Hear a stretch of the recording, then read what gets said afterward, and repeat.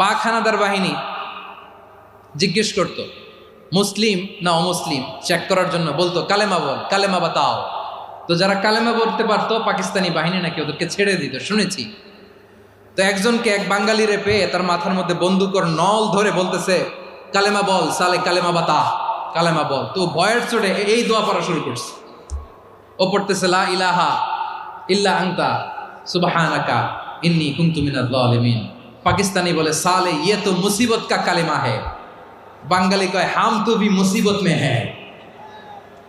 পাকিস্তানি বলে বেটা কোন দোয়া বললি, এটা তো মুসিবতের কালেমা। কয় আমিও তো মুসিবতে আছি, আমার মাথার মধ্যে বন্দুক ধরে তুমি আমার কালেমা জিজ্ঞেস করো, এখন কোনটা কালিমা আর কোনটা কি দোয়া, আমার হুশ আছে নাকি?